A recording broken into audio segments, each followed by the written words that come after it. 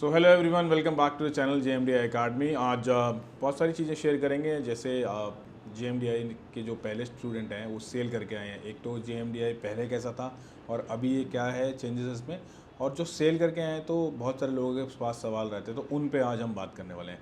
So we welcome Anirudh. Good morning sir. कैसे हो अनिरुद्ध? बढ़िया sir. Without wasting any time, yes तो you were the first student of JMDI, right? हाँ yes sir. तो कौन से सन में स्टार्ट किया था? Sir 2022 to 2023 batch. 2022 2023 कितने बच्चे हुआ करते थे तब? उस टाइम पे सर जब भी मैं स्टार्टिंग ज्वाइन किया था तो हार्डली 30-40 स्टूडेंट। 30-40 मतलब आप पहले वाले में 6 थे, यानी आप सेकंड थर्ड वाला बैच रहा हाँ होगा। सेकंड थर्ड वाला, right? So not the very first batch. No not very first. ठीक है। तो अभी आप जब आ रहे थे ऊपर तो आपने देखा कि अब तो 30-40 हाँ से सर। लेके अब तो 400 450 500 बच्चा Yes. है JMDI में, राइट? पहले कैसे होता था और अब अभी जैसे आपको देखा था अभी क्या, तो चेंजेस लाए, थोड़ा सा बताएं पहले। जब भी मैं स्टार्टिंग में आया था उधर तो 2 क्लासरूम हुआ करती थी, यहीं पास में ही था वो JMDI भी। नाउ वी हैव अराउंड ना अभी 12 तो क्लासरूम। हॉस्टल भी अंदर ही हो गया। अच्छा। उस समय जो स्टार्टिंग में जो हॉस्टल थे वो आसपास ही कोई पीजी में रह रहे थे, ऐसा था। मतलब 2 क्लासरूम थी, वहीं पे थोड़ा छोटा सा ऑफिस ये सब था। तो जब हम आए थे फिर फर्स्ट टाइम हमारे टाइम पे 2 बैचेस स्टार्ट किए थे JMDI ने। जब मतलब हर महीने जब बच्चे बढ़े तो उन्होंने 2 बैचेस हमारे टाइम पे, मॉर्निंग और इवनिंग बैचेस 2 बैचेस स्टार्ट किए थे हमारे टाइम। ओके। अब तो पूरा 9 से 5 क्लास होता है, तो- गुरुकुल सिस्टम बना दिया है। हाँ। Class we have more classrooms as well. Hostel भी हमने अपने ले लिए, बिकॉज ओवर द पीरियड जो हमने चैलेंजेस देखे कि बच्चा अगर आता है यहाँ रहता है तो वो ब्लंडर हो जाता है हाँ सर, रिजल्ट्स वो में। एकदम अगर आपका हॉस्टल अलग है तो वो डे स्कॉलर की तरह ही हो गया था एक तरीके वो से। बिल्कुल वो पकड़ नहीं रह पाती। And the motive of our director is कि नहीं यार, बच्चे को ना, मतलब अगर उसने हमें फीस दिया ना तो उसे रगड़ देंगे because we need a good officer out of him, that's it, that's the aim. So JMDI की ज़्यादा बात ना करते हुए और पहले एक्सपीरियंस की बात करते हैं, क्योंकि बहुत सारे लोगों को ना बहुत सारे सवाल रहते हैं। जैसे लेट्स सपोज अभी पंकज सर से बात हुई तो उन्होंने बोला कि यार हैरी, जो duties of a deck cadet हम इंटरव्यू में बोलते हैं और duties of a deck cadet जो आपको जहाज में जाके मिली, तो क्या चेंजेस थे उसमें? सर ड्यूटीज़ अगर मैं आपका अपना जो डे स्टार्ट होता था मॉर्निंग 4 o'clock वॉच से स्टार्ट होता था। चीफ ऑफिसर के साथ वॉच करनी होती थी। एक्चुअली मैं चीफ ऑफिसर का लुकआउट था वॉच पे, तो मेरा काम था प्रॉपर लुकआउट रखना। अगर साथ ही 4 बजे वो वॉच आउट थी हाँ। तो कितने बजे उठता था फिर? वो अराउंड 3:45 कॉल आता था, मतलब 15 मिनट्स अर्ली वो एक वेकअप कॉल देता है आपको। मेरे से पहले जो सेकंड ऑफिसर की वॉच में जो AB रहता है वो कॉल देता है ओके। रिलीव करने के लिए उसको। तो 15 मिनट का टाइम मिलता है आपको रेडी होके वॉच पे जाने का होता है। तो वो टाइम हो गया तो आप लुकआउट हो चीफ ऑफिसर के लिए।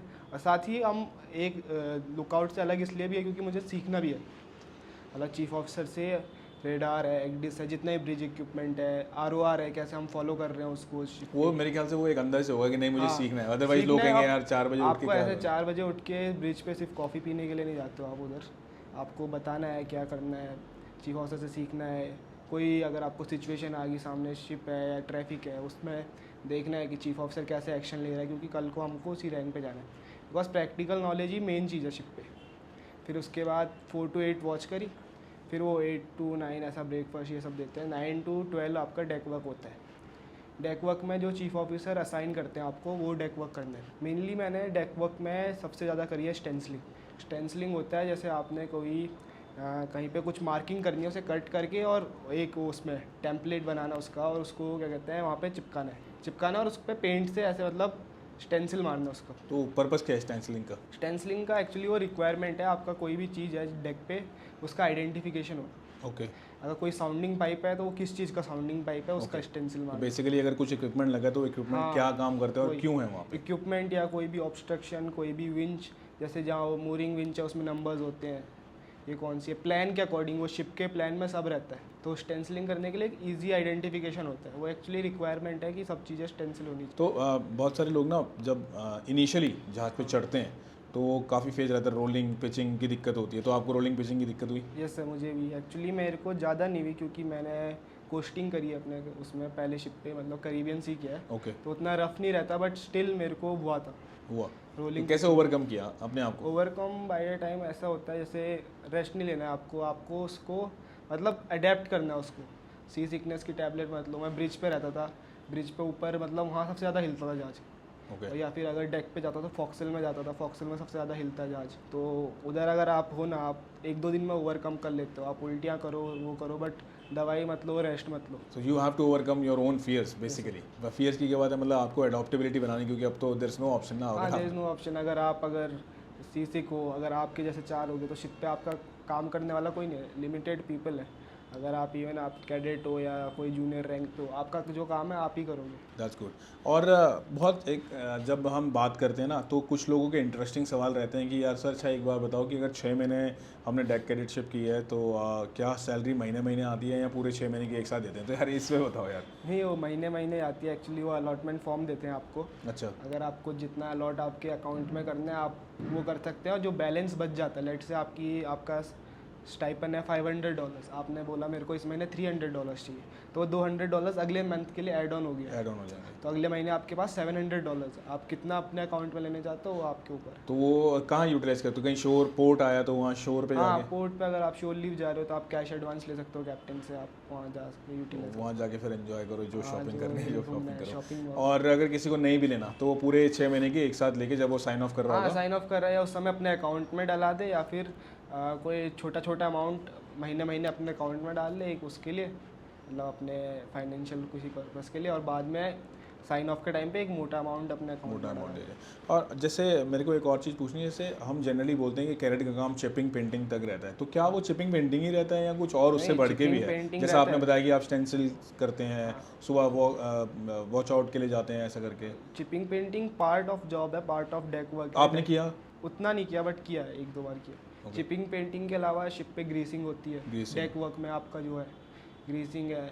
इवन डेक ब्रूमिंग भी एक डेक वर्क का पार्ट है। Deck brooming. ब्रूमिंग हाँ, क्या आपको एक्चुअली प्रोसेस है वो? पोर्ट से पहले आपको डेक को एकदम ऐसा चमकता हुआ चाहिए चमकान? होता है। अच्छा, हाँ। जैसे हमारी ग्रूमिंग Washing- स्टैंडर्ड्स होते हैं एक पर्सनल, हाँ, एक ऐसा कैडेट के, personal- ऐसी जहाज के भी होंगे? कैडेट की नहीं, वो आपका जो डेक क्रू है Deck उसको crew। करना होता है। ओके।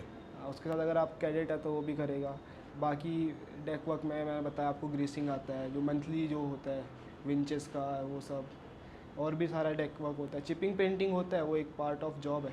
मैंने सुना था कि जैसे आप शायद कंटेनर पे सेल कर हाँ, रहे हैं, container। लेकिन अगर अदर देन कंटेनर्स, अगर आपको अपार्ट फ्रॉम जैसे अगर आपका काम पूरा हो गया तो वहाँ अगर कुछ एक्स्ट्रा काम मिलता है तो वो आपको एक्स्ट्रा पर्क्स आपके जितना आपका स्टाइफन हाँ। होता है, ऐसा था आपके साथ हुआ कभी? मेरे को रीफर मनी मिलता था। Refer Reifer money। Actually Reifer plug unplug crew करता है, तो उसका हर पोर्ट पे, जिस पोर्ट पे शोर के लोग काके नहीं करते हैं, तो मेरे पूरे रूट में सिर्फ एक पोर्ट था जहाँ पे हम वो प्लग इन प्लग आउट करते थे, तो उसका पैसा मिलता so you been paid extra? था। या यू बीन पेड एक्स्ट्रा। चलिए, वो वेरी करता है, that's आपका बल्क एरियाज में ज़्यादा रहता है। That's really good. और कुछ ऐसा जो लोग अभी शिप ज्वाइन करने वाले हैं, पहले तो उनको कुछ एडवाइस देना चाहोगे कुछ कि क्या यार, कुछ जैसे आप हो क्या आए हो, now you have a real time exposure, तो क्या एडवाइस देना चाहोगे उन लोगों को? एडवाइस सर, आप अगर आप शिप ज्वाइन कर रहे हो, आप ऐसा मतलब दिमाग में ये मत सोचो कि कोई मतलब वहाँ हमको हैरेस करने के लिए बैठा है। आपको अच्छे लोग भी मिलेंगे, बुरे लोग भी मिलेंगे। बस मेरे को ये एडवाइस दी गई थी शिप पे कि आप अच्छे लोगों से उनकी अच्छाई सीखो, बुरे लोगों की उनकी बुराई देखो, बट वो मत बनो। और अगर आपको प्रैक्टिकली मैं बोलूँ तो आपको पेपर वर्क चीफ ऑफिसर का करना होता है, तो आपको एक्सेल चलाना आना चाहिए। अगर आप सही में अगर आपको ये लगता है कि मैं जहाज़ पे जाने से पहले कुछ सीखना चाहता हूँ, थोड़ा एक्सेल सीख लो और थोड़ा सा मतलब रेडी रहो हर चीज़, हर काम करने के लिए। इवन कैडेट को आपको कई शिप्स पे क्या कहते हैं ब्रिज साफ़ करना पड़ता है। लकीली मेरे को नहीं करना पड़ता था, मेरे अंडर शिप्स ऑफिस आता था, मैं शिप्स ऑफिस साफ़ करता था। तो सफाई भी करनी होती है, सब भी है। और अगर आप शिप पे हो, अगर आपको हैंडओवर का टाइम मिल रहा है जो पुराने कैडेट्स थे, तो आप अभी तो फ़ोन्स भी आ चुके हैं, मतलब हैंडओवर के टाइम। अच्छा हाँ, आप फ़ोन से याद आया, बीच में आपको काट रहा हूँ, इंटरनेट की फैसिलिटी थी? हाँ, मेरे शिप पे स्टारलिंक था। स्टारलिंक था, तो कितना मिलता है एक दिन में? Per day 1 GB। Per day 1 GB।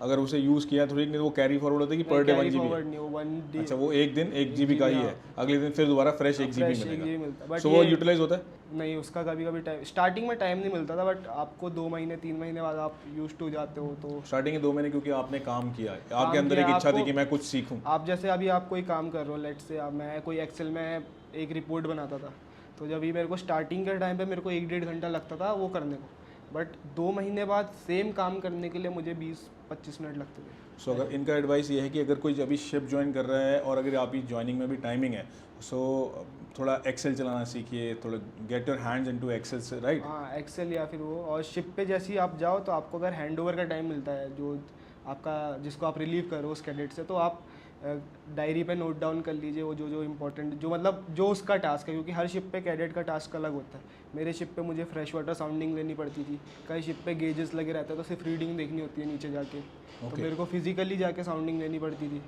Ballast tank के जो भी साउंडिंग पाइप्स है वो कहाँ है वो सब लोकेशन वगैरह लिख लो, क्योंकि फिर आपका ही टाइम वेस्ट होएगा उसमें, क्योंकि आपको चीफ ऑफिसर दोबारा से ढूंढने पड़ेंगे सारी दोबारा था आपको ढूंढना पड़ेगा। फिर आपको अगर आपको 4 घंटे है, फिर जहाज पे कोई लोग पूछता भी तो उन्हें 4 घंटे भाई हैंड ओवर में क्या किया, अगर तुझे पता नहीं है। See it's a point well noted. मतलब अगर आप जो लोग ये वीडियो देख रहे हैं और जिनका अभी पहले जहाज चढ़ने वाले हैं, तो जो कैडेट साइन ऑफ कर रहा है और आप साइन इन कर रहे हैं, तो अगर आपको टाइम मिला है सो प्लीज़ एक डायरी एक नोट बनाइए अपने लिए कि कौन सी चीज़ कहाँ क्या है, क्या उसे ड्यूटी असाइन थी, राइट। सो आपका काम आसान हो। एंड एक स्मार्ट वर्क है, मतलब हार्ड वर्क तो सभी करेंगे, लेकिन you need to be smart enough अगर आप जहाज चल रहे हैं और अगर आप तक ये वीडियो पहुंच रहा है and a person sitting out here जो अभी जहाज करके आए हैं and he is telling his prior experience कि कहाँ दिक्कत आती है, तो अगर आप पहले से थोड़ा प्रिपेयर रहेंगे मेंटली भी, तो दैट्स गुड टू गो। और जो लोग इस फील्ड में आना चाहते हैं उनके लिए क्या एडवाइस है? क्या ये मतलब लोग बोलते हैं नहीं चैलेंजेस बहुत हैं, वहाँ तो सोना ही नहीं, 2 3 दिन नींद नहीं आएगी, ये ऐसा होगा, काम बहुत है? नहीं सर, काम बहुत है, लिटरली काम है, बट पर्क्स भी बहुत हैं आपको। अगर जिस आपका जो वो है मतलब मोटिव है आपका ज्वाइन करने के लिए मर्चेंट नेवी, अगर आपको वो मिल रहा है, कई लोग पैसे के लिए आते हैं उनको मिलता है तो वो है, कई लोग एडवेंचर के लिए आते हैं उनको मिलता है। अगर आप अपनी नीड्स फुलफिल कर रहे हो, जिस चीज़ के लिए आप आए हो उससे हटो मत। अगर आपको इस फील्ड से पैसा चाहिए तो मिलेगा, मतलब आपको ये सोचो कि भाई मेरे को पैसा मिल रहा है। अगर आपको एडवेंचर, आपको दिख रहा है एडवेंचर, आपको मतलब आप फुलफिल्ड हो अपनी नीड्स से, तो उनके लिए बढ़िया है। अगर आप ऐसी किसी को देख के आ रहे हो या रील्स देख के आ रहे हो फिर तो बेकार है, फिर चैलेंज होने वाला है। फिर चैलेंज होने वाला है, क्योंकि आपको रील्स में वो चीज़ें नहीं दिखेंगी जो जहाज पे होती है। अच्छा एक चीज़ और पूछता हूँ, मतलब अब जब हम बात करें तो एक चीज़ एक सोचा था कि इतने सारे सवाल नहीं होंगे, लेकिन सवाल पे सवाल निकल रहे हैं। वो ड्रेस पहनने का मौका कब मिलता है? ड्रेस एक्चुअली कैडेटशिप में ही मिलता है आपको, जिस कंपनी में मैं हूँ। तो आप रोज ड्रेस पहन के घूमते हाँ, हैं जहाज मेरा में? सिर्फ कैडेट पहन के घूमता है मेरे जहाज पे, क्योंकि रूल है जब भी कैडेट की वॉच होती है नेविगेशन वॉच, उसमें उसको ड्रेस पहनना है और आपका ब्रेकफास्ट लंच डिनर में यूनिफॉर्म पहनना है, ऐसा कंपनी पॉलिसी है ओके। मेरे शिप पे। तो सिर्फ कैडेट ही ड्रेस पहन के घूमता है, थर्ड ऑफिसर नहीं पहनता, सेकंड ऑफिसर नहीं पहनता, चीफ ऑफिसर नहीं पहनता। वो सिर्फ ओकेजन जैसे कभी 15 अगस्त हो गए हैं, 26 जनवरी हो गया। जनवरी हो गया, और पोर्ट अराइवल पे अच्छा पोर्ट अराइवल जब भी पायलट आता तो आइडेंटिफाई कर सके कैप्टन कौन है, सेकंड ऑफिसर कौन है, थर्ड ऑफिसर कौन है। सो जनरली जो लोग रील देख के फैसिनेट होते हैं कि यार ड्रेस पहनेंगे, that's good, but the actual thing what he said कि अगर आपकी नीड्स फुलफिल हो रही हैं, लाइक अगर आप पैसे कमाने के लिए गए थे तो आपको पैसा मिल रहा है, यहाँ आप एडवेंचरस लाइफ चुनने के लिए गए थे आपको एडवेंचर मिल रहा है। सो अगर आप you are getting the both the combination which you wanted, so you are good to go, simple as that, right. तो अगर आप खाली फैसिनेट होके आ रहे हो किसी से कि नहीं यार उसकी रील अच्छी है या वो यार ये तो यूँ करता तो ड्रेस चेंज हो जाती है, so then you are not into a right profession. So you need to be mentally strong to join merchant navy, right? Yes. So anything, any कुछ advice before we wrap up? Any advice would you like to give? नहीं sir, वही जो बताया अभी। ठीक है, सो we'll end the video here. Anything which you want that अगर कुछ लगता है आपको कि कुछ और जानकारी चाहिए तो प्लीज़ हमें कमेंट सेक्शन में बताइए. So we'll come up with the next video with this. Thank you so much for watching.